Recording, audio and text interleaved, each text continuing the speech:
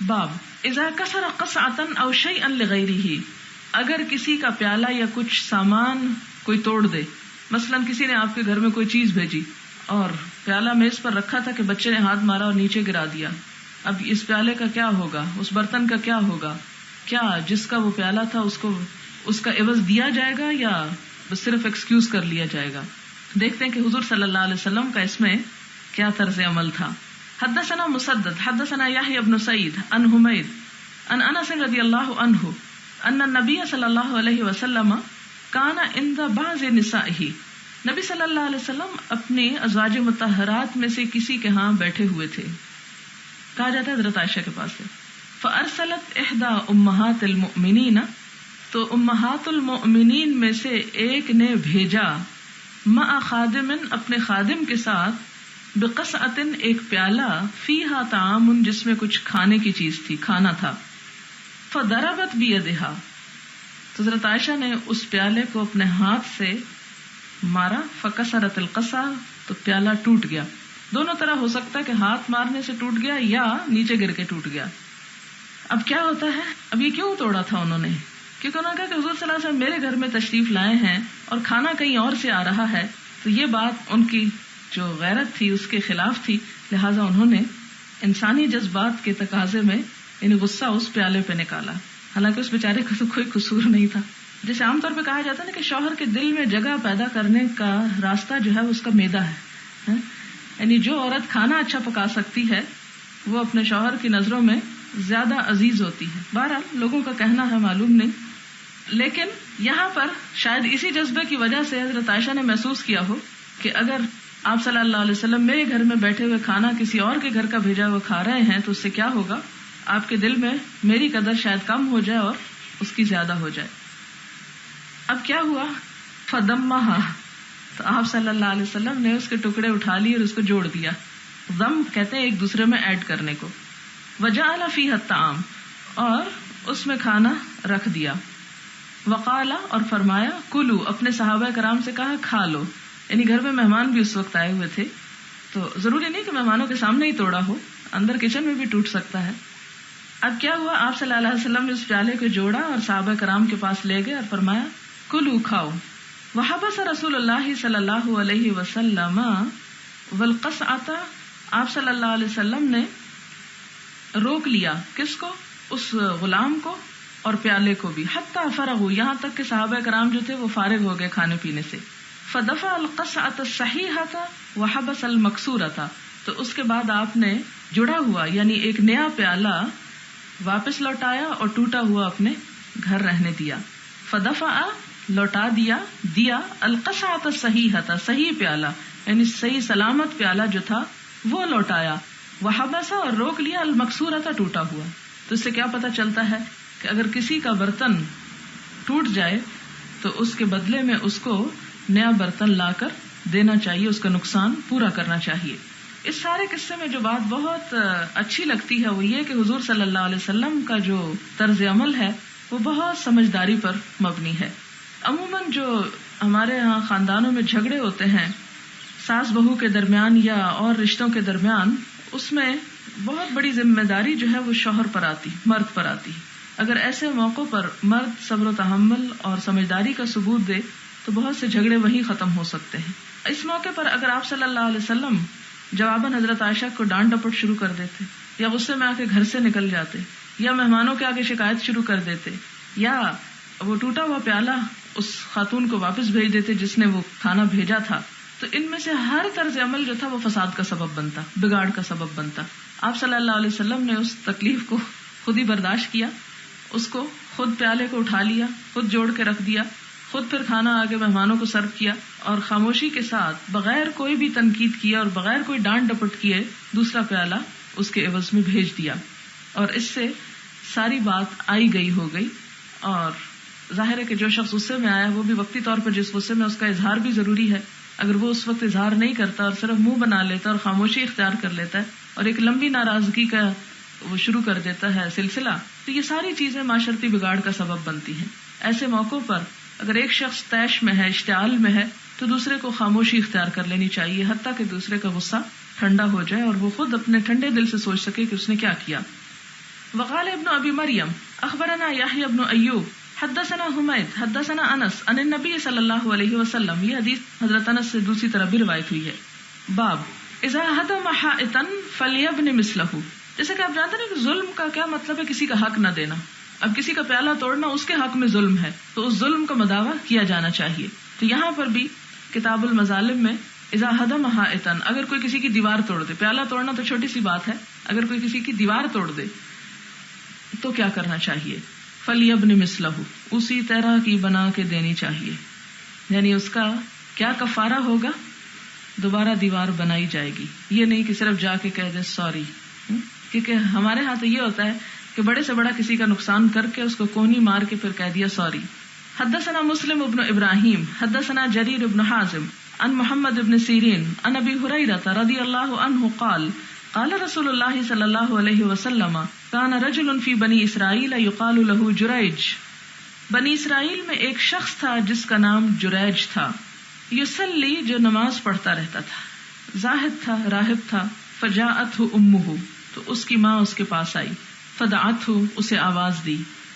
فابى ان يجيبها, تو اس نے انکار کیا, اس کو جواب نہ دیا. فقال اجیبها او اصلی, تو دل میں سوچنے لگا ماں کی بات کا جواب دوں یا نماز پڑھتا رہوں.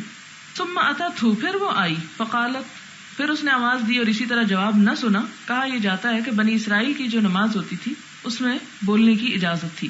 اس اب بھی آپ دیکھیں کہ چرچز میں جب یہ لوگ ہمز وغیرہ پڑھ رہے ہوتے ہیں, یہ عبادت کر رہے ہوتے ہیں, تو اس میں نہ تو وضو یہ کرتے ہیں اور نہ ہی نماز کا وہ طریقہ ہے جو مسلمانوں کے ہاں ایک پرٹیکولرلی سجدہ اور وہ پورے ریچولز کے ساتھ. تو ان کے ہاں بولنے کی بھی اجازت ہوتی تھی. اب وہ دوبارہ ماں آتی ہے, بلاتی ہے اور بچہ جواب نہیں دیتا. فقالت, تو ماں غصے میں آ جاتی, کہتی ہے اللہم لا تمتہ, اللہ اس کو موت نہ آئے.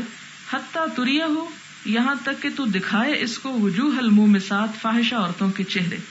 یعنی یہ میرا بیٹا نہ مرے جب تک کہ فاحشہ عورتوں کے متھے نہ لگے, جیسے کہتے ہیں. اب بعض اوقات مائیں غصے میں بد دعا دے دیتی ہیں, اور آپ کو پتا ماں کی بد دعا لگ جایا کرتی. وکان جریج فی صومعتہ, اور جریج اپنے عبادت خانے میں تھا. یعنی وہ وقت آیا اور گزر گیا. جریج اپنی عبادت میں اسی طرح مشغول رہا. کافی دن گزر گئے تو کیا ہوا, ایک عورت اس کے اس عبادت خانے میں آئی. فقالت امرأۃ, کہنے لگی لأفتنن جریجا, میں جریج کو ضرور فتنے میں مبتلا کر کے چھوڑوں گی, میں اسے اس کی عبادت سے روکوں گی. اب یہ شیطان کا یہ ایک وار ہوتا ہے, جب وہ دیکھتا ہے کہ ایک شخص اچھا کام کر رہا ہے تو اسے کسی انسان کے ذریعے, تو من الجنۃ والناس ہے نا, شیطان کے فتنے سے جب پناہ مانگی گئی تو صرف اس شیطان سے نہیں کہ جو جنات کی شکل میں, ان شیطانوں سے بھی جو انسانوں کی شکل میں ہوتے ہیں. تو یہ عورت ایک شیطان کا روپ دھار کے آئی, یا شیطان ایک عورت کا روپ دھار کر آیا اور کہنے لگی کہ میں جریج کو ضرور فتنے میں مبتلا کروں گی, یعنی اس پر کوئی برا الزام لگاؤں گی. فتعرضت لہ فکلمتہ, تو اس کے سامنے اپنا آپ پیش کیا اور اس سے بات کی. فابا, اس نے انکار کیا. فاتت راعیا, تو یہی عورت ایک اور چرواہے کے پاس آئی. فامکنتہ من نفسہا, اور اپنا آپ اس کے حوالے کر دیا. فولدت غلاما, اور اس زنا سے اس کا ایک بچہ پیدا ہوا. فقالت هو من جریج, جب یہ بچہ پیدا ہوا تو کہنے لگی کہ یہ جریج کا ہے, یعنی جریج کے ذمے لگا دیا.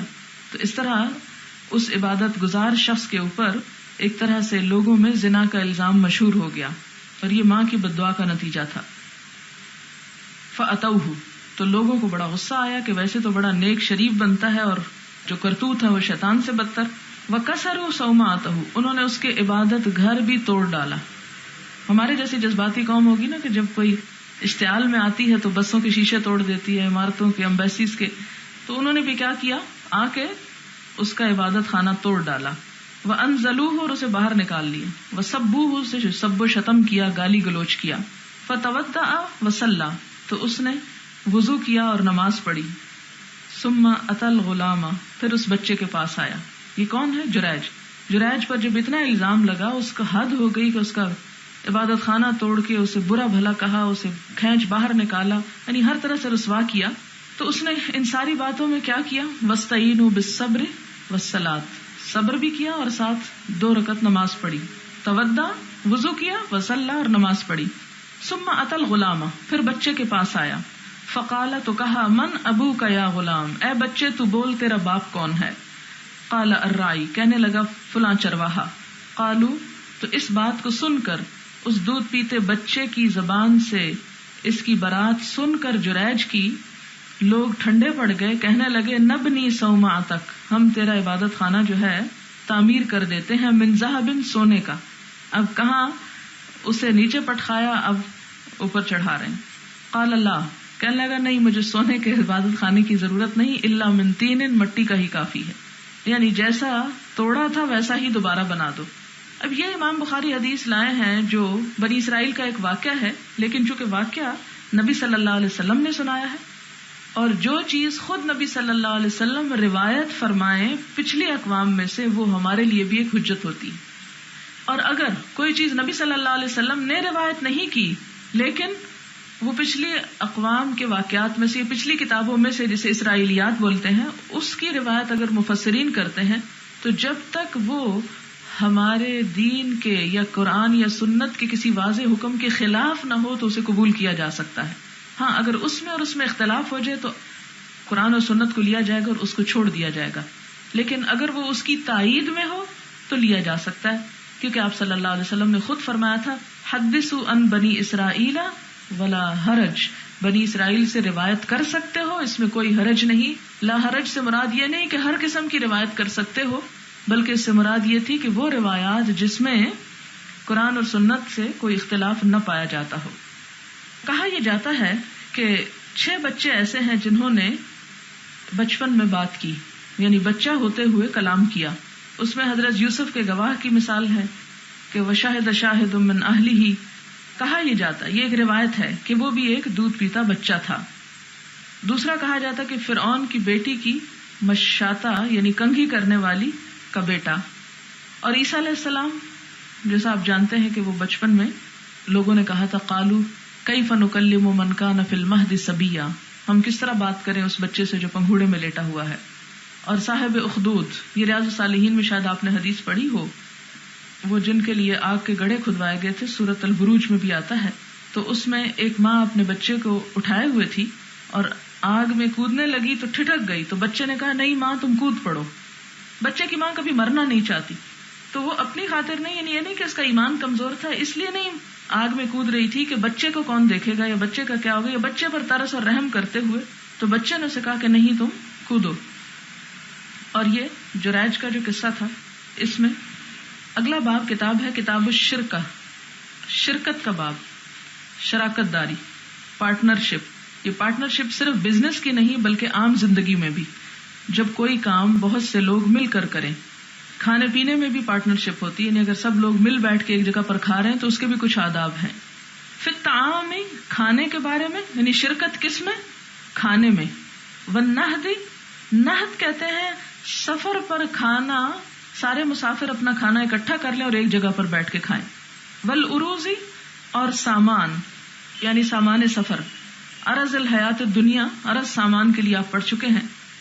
وکیف قسمت، اور کس طرح تقسیم ہوگی، ما یکالو، جس کا ناپ کیا جاتا ہے، ویوزن، اور وزن کیا جاتا ہے. یعنی ناپی جانے والی چیز کی تقسیم کیسے ہوگی اور وزن کی جانے والی کی کیسے ہوگی. مجازفتن، جو اندازے سے ہی کی جا رہی ہو، کیونکہ بعض اوقات سفر میں کیا ہوتا ہے کہ آپ کے پاس ترازو نہیں ہوتا. کوئی چیز ایسی ہوتی ہے، مثلاً آپ اکٹھا کوئی کھانا خرید لیتے ہیں اور پھر 8-10 لوگوں پہ بانٹنا ہے، کوئی ترازو نہیں کہ آپ اس میں رکھ کے سب لوگ کو بانٹیں. تو آپ کیا کرتے ہیں، اس کی چھوٹی چھوٹی ڈھیریاں مثلاً بنا لیتے ہیں یا اسے الگ الگ کر لیتے ہیں اور اندازے سے ہی سب کو بانٹنا شروع کر دیتے ہیں. تو کیا اس میں کوئی ظلم تو نہیں؟ کیا ایسا کیا جا سکے؟ کتاب المظالم سے متصل کتاب الشرکت اس لیے آیا ہے کہ عموماً ظلم ان معاملات میں ہوتا ہے جہاں لوگ مل کر کوئی کام کر رہے ہوتے ہیں، اکٹھے کوئی کام کر رہے ہوتے ہیں. اندازے کے ساتھ اگر کسی چیز کو ناپ یا تول کے دے دیا جائے، او قبضتن، قبضہ کہتے ہیں مٹھی کو، یا مٹھی بھر. لما لم یر المسلمون فی النہد بأسن، تو مسلمانوں نے سفر کی حالت میں کھانا اکٹھا کرنے میں کوئی حرج نہیں سمجھا. ان یأکل ھذا بعضا وھذا بعضا، کہ کوئی چیز یہ کھا جائے اور کوئی حصہ دوسرا کھا لے. اچھا، یہ جو اکٹھا کھانا ہے نا، اس سے مجھے یاد آ رہا تھا جیسے ون ڈش ہوتی. اب ہوتا کیا ہے کہ ہر شخص اپنے گھر سے کچھ نہ کچھ پکا کے لے آتا ہے، کسی کا کھانا زیادہ قیمتی ہوتا ہے اور کسی کا اس کے مقابلے میں کم قیمتی ہوتا ہے. ہر کوئی اپنی حیثیت کے مطابق کچھ لے آتا ہے. کوئی شخص نمکین لے آتا ہے, کوئی میٹھا لے آتا ہے. اسی طرح کوئی شخص بہت لذیذ پکا کے لے آتا ہے اور کوئی میری طرح ایسے ہی پکانا جو نہ جانتا ہو ایسے ہی لے آتا ہے. اب ایسی صورت میں اگر کوئی شخص وہ کھانا کھا رہا ہے جو زیادہ لذیذ ہے, یعنی سب کھانے اکٹھے ایک جگہ رکھے ہیں, اس کے سامنے جو ہے, کیونکہ ادب یہ ہے نا کہ جو اپنے سامنے ہے وہ اس سے شروع کرو, کل مما یلی کا, وہ کھا رہا ہے اور وہ زیادہ قیمتی یا زیادہ لذیذ یا کسی بھی لحاظ سے زیادہ اچھا ہے, اور اتفاق کی بات ہے جو آپ کے سامنے بیٹھا ہوا ہے اس کے سامنے جو ڈش رکھی ہوئی ہے وہ کوئی بہت اچھی نہیں ہے.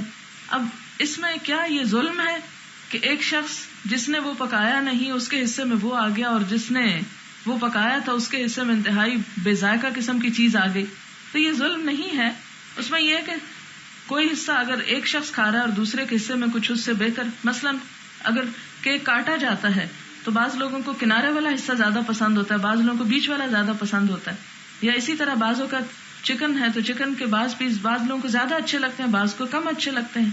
تو اس میں اگر کسی کے حصے میں کچھ آ رہا ہے اور دوسرے کے حصے میں کچھ اور آ رہا ہے, اور جس کو وہ مل رہا ہے اس کو وہ زیادہ پسند نہیں, اس کی بنسبت کوئی اور چیز زیادہ پسند تھی, تو ایسی صورت میں کیا ایک دوسرے پر ظلم تو نہیں؟ ایسی شراکت میں کمی بیشی تو ہو ہی جایا کرتی ہے, تو کیا اس کی اسلام اجازت دیتا ہے؟ کوئی یہ گناہ کی بات تو نہیں. یا بعض لوگ کم کھاتے ہیں, بعض لوگ بہت زیادہ کھاتے ہیں. اب اگر کسی نے ایک بریڈ کا پیس لیا اور کسی نے 4 کھا لیے, جیسے ہاسٹل میں لوگ رہتے ہیں, پیسے سب برابر کے دیتے ہیں لیکن مل بیٹھ کے کھاتے ہیں اور اس کھانے میں کمی بیشی ہو جاتی ہے, کچھ سالن زیادہ کھا جاتے ہیں, تو ایسی صورت میں کیا وہ شخص جس کو سالن زیادہ کھانے کی عادت ہے وہ باقی سب پہ ظلم تو نہیں کر رہا؟ یا جو روٹی زیادہ لے جاتا ہے وہ دوسروں پہ ظلم تو نہیں کر رہا؟ تو مل بیٹھ کے کھانے میں اگر کھانے میں یا کسی اس کی کوانٹٹی کوالٹی یا کسی بھی چیز میں کمی بیشی ہو جاتی ہے تو یہ شراکت کیا اسلام اس کی اجازت دیتا ہے؟ یا اسلام یہی کہتا ہے کہ ہر ایک چیز کو لکیر کھینچ کر اور پورا پورا ترازو پہ رکھ کے اسے ناپ تول کر ہی بانٹا جائے؟ تو نہیں, اس کی اجازت ہے. باہم شراکت کے ساتھ کھانا پینا اور چیزیں بانٹنا جو ہے اس کی اجازت ہے. بعض اوقات یہ ہوتا ہے آپ کو کوئی چیز پیش کی جاتی ہے, آپ کے سامنے جو فروٹ آتا ہے وہ انتہائی گلا سڑا یا کھٹا یا کچا یا کوئی اس طرح کا ہو سکتا ہے, یا وہ چیز ہو سکتی ہے جو آپ کو پسند نہیں, لیکن اسلام کا ادب کیا کہ اپنے ہی سامنے سے اٹھاؤ, یہ نہیں کہ سارے کو ہاتھ مار کے اور چن کے اس میں سے اپنے لیے اچھی چیز نکالو اور باقیوں کے لیے جس کو آخر میں ملے اسے گلا سڑا ملے. تو یہ اسلامی اخلاق کے منافی چیز ہے. تو ایسی صورت میں اگر قسمت میں آپ کے گلا سڑا لکھا گیا اور آپ کے حصے میں آپ کو اٹھانا پڑا تو ایسی صورت میں آپ پر کوئی ظلم نہیں ہے. جہاں لوگ مل جل کر کام کرتے ہیں وہاں پر کسی نہ کسی پر کوئی تھوڑی بہت زیادتی یا کمی بیشی ہو ہی جایا کرتی ہے اور اسلام اسے درگزر کرتا ہے. وَكَذَلِكَ مُجَازَفَةُ الذَّهَبِ وَالْفِضَّةِ, اسی طرح اندازے کے ساتھ سونا چاندی دینا. یعنی بعض جگہ ایسی ہو سکتی ہیں کہ جہاں پر سونا یا چاندی کسی کو مثلاً روپے پیسے کے وجہ, مثلاً میں کہتی ہوں کہ یہ بالیاں میں بیچنا چاہتی ہوں, اب کوئی ایسی جگہ نہیں ہے, سفر میں ہی کہیں جا رہے ہیں, کوئی تولنے کی جگہ نہیں ہے, کسی کو پسند آ گئی, کوئی خرید و فروخت ہو گئی, مجھے پیسے چاہیے, کسی کو بالی چاہیے, تو اب ایسے میں اندازہ کر لے کہ ہاں یہ اتنے کی ہوگی. بعض اوقات لوگ اس طرح ہاتھ پہ چیز کو اٹھا کر اس کا وزن کر رہے تھے, ہاں لگتا ہے کہ 1 تولہ ہے, چلیں ٹھیک ہے, اتنے پیسے اتنے پیسے. اب گھر جا کے پتا چلا کہ جی تولے سے تو 2 رتی کم تھا یا 2 ماں سے کم تھا. تو ایسی صورت میں کیا بیچنے والا جو پورے تولے کے پیسے لے گیا وہ گناہ کما گیا؟ نہیں. اگر دونوں خرید و فروخت کے وقت باہم رضامند ہوں تو اگر کسی کے پاس قیمت زیادہ چلی جاتی ہے, یہ چیز زیادہ چلی جاتی ہے, تو وہ جان بوجھ کے نہیں, کسی کا حق مارنے کے لیے نہیں, ظلم کے لیے نہیں, اس کی اجازت ہے. یہ سہولت پیدا کرنے کے لیے معاملات میں اجازت دی گئی, اور اس میں تھوڑی بہت کمی بیشی کو ایک دوسرے سے معاف کر دینا چاہیے, کیونکہ شراکت میں یہی چیز پھر حسن پیدا کرتی ہے. مجازفت الذهب والفضة والقران فی التمر, اور 2 کھجوریں اکٹھی کھانے کے بارے میں. اب یہ آگے دیکھتے ہیں آپ کے ان میں مختلف چیزوں کا کیا اصول بتایا گیا کہ آپ کو کیا کرنا چاہیے. اگرچہ یہ باب کا نام کتاب الشرکت ہے اور بڑی بھاری اور بور سی باتیں لگتی ہیں, لیکن حقیقت یہ ہے کہ یہ باتیں ہم میں سے ہر ایک کو پتہ ہونی چاہیے تاکہ انسانوں کے حقوق صحیح طور پر ادا ہو سکیں, کوئی کسی کے اوپر ظلم نہ کرے. اور اگر کوئی شخص یہ سمجھے بھی کہ اس کو اس کا حق پورا نہیں ملا تو اسے بھی معاف کر دینا چاہیے, کیونکہ ان اللہ یأمر بالعدل والاحسان, بعض اوقات عدل نہیں ہو سکتا, احسان کرنا پڑتا ہے. تو معاشرے میں ہمیشہ صرف عدل ممکن نہیں ہوتا، اکثر اوقات عدل سے ایک درجہ آگے بڑھ کر احسان اختیار کرنا پڑتا ہے. اور احسان کا مطلب کیا ہے؟ حق سے زائد دینا کسی کو. اگر اتفاقاً حق سے زائد دے دیا جائے یا جان بوجھ کر دیا جائے، دونوں صورتوں میں کیا ہے؟ ظلم میں پھر شمار نہیں ہوتا. ایسا کیا جا سکتا اور کیا جانا چاہیے. اب اس کی تھوڑی سی تفصیلات ہیں. حدثنا عبداللہ بن یوسف اخبرنا مالک عن وہب بن کیسان عن جابر بن عبداللہ رضی اللہ عنہما انہ قال بعث رسول اللہ صلی اللہ علیہ وسلم بعثا قبل الساحل، کہ نبی صلی اللہ علیہ وسلم نے ساحل کی طرف یعنی سمندر کے کنارے ایک لشکر بھیجا، یہ 8 ہجری میں. فامر علیہم ابا عبیدہ بن الجراح، تو ان پر ابو عبیدہ بن جراح کو امیر بنایا. وہم 300، اور یہ لشکر 300 لوگوں پر مشتمل تھا. وانا فیہم، راوی حدیث جابر بن عبداللہ کہتے ہیں کہ میں بھی ان میں شریک تھا. فخرجنا حتی اذا كنا ببعض الطریق، تو ہم نکلے یہاں تک کہ ابھی بعض راستے پر ہی تھے. فنزادوا، کھانے پینے کا سامان ختم ہو گیا. ابھی تھوڑا ہی راستہ طے کیا تھا کہ جو چیزیں زاد راہ کے طور پر لائے تھے وہ فنا ہو گئی، یعنی ختم ہو گئی. فامر ابو عبیدہ بازواد ذلک الجیش، تو ابو عبیدہ بن جراح امین الامت جن کا لقب ہے، انہوں نے کیا حکم دیا؟ بازواد، سب کے زاد راہ جمع کرنے کا، ذالک الجیش، اس لشکر کے، کہ لشکر میں جس کے پاس جو کچھ ہے وہ سب لے آئے. فجمع ذالک کلہ، تو وہ سارے کا سارا جمع کر لیا گیا. فکانا، تو ہو گیا کتنا؟ مزودی تمرن، 2 تھیلے کھجور. یعنی سارے لشکر کی کھانے پینے کی چیزیں جب اکٹھی کی گئی تو کل کیا نکلی؟ 2 تھیلے کھجور نکلی، جمع کر کے 2 تھیلے کے برابر بن گئی. فکانا یقوتنا کل یوم، وہ کھجوریں انہوں نے اپنے پاس رکھ لی اور ہر روز ہمیں اس میں سے تھوڑا تھوڑا کھانے کو دیتے تھے. یقوتنا قوت سے ہے، قوت روزی کو کہتے ہیں، ہمیں کھانے کو دیتے تھے ہر روز قلیلاً قلیلاً، حتی فنا، یہاں تک کہ کھجوریں بھی ختم ہو گئی. فلم یکن یصیبنا الا تمرۃ تمرۃ، پھر کیا ہوا؟ پھر ہمارے پاس صرف ایک کھجور روز ہمیں ملنے لگی. یعنی وہ جب وہ بھی ختم ہونے کو آیا تو ایک کھجور پہ بات آ گئی. فقلت، تو میں نے کہا، وما تغنی تمرۃ، ایک کھجور سے کیا بنتا تھا تمہارا؟ فقال، تو راوی کہتے ہیں، لقد وجدنا فقدها حين فنیت، کہتے ہیں کہ اس کے نہ ہونے کا احساس ہمیں اس وقت ہوا، یعنی ایک کھجور کی قدر بھی اس وقت ہوئی جب کچھ بھی نہ رہا.